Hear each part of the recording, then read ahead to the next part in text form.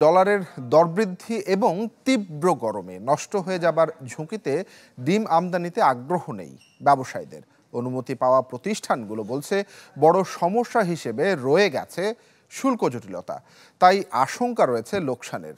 এদিকে এখনও হালি প্রতি 50 টাকার ওপরে গুনতে হচ্ছে খুচরা বাজারে।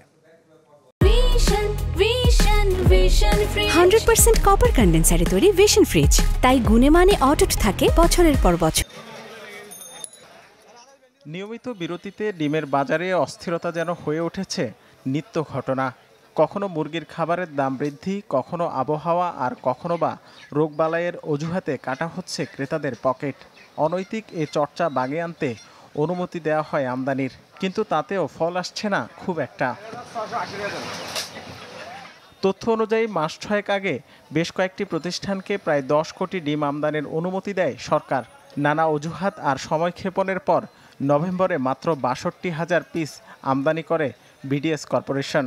এর প্রভাবে বাজারও নিয়ন্ত্রণে আসে কিছুটা, কিন্তু বর্তমানে প্রতি হালি 50 টাকার উপরে বিক্রি হলেও হাত গুটিয়ে বসে আছেন আমদানিকারকরা।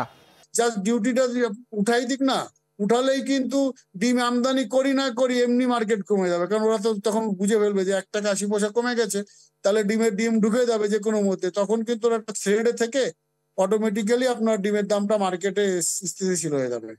কৃষি সম্প্রসারণ অধিদপ্তরের হিসাবে 2022-23 অর্থ বছরে দেশে ডিমের উৎপাদন ছিল 2,500 কোটি পিসের ওপরে, যা চাহিদার চেয়েও বেশি।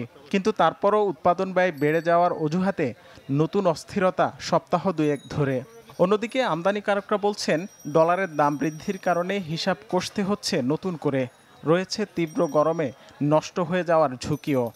ডলার সংকট এবং ডলারের যে প্রাইস আর প্রতিটা ডিমে 1 টাকা 80 পয়সা ট্যাক্স, এটা একটা সমস্যা।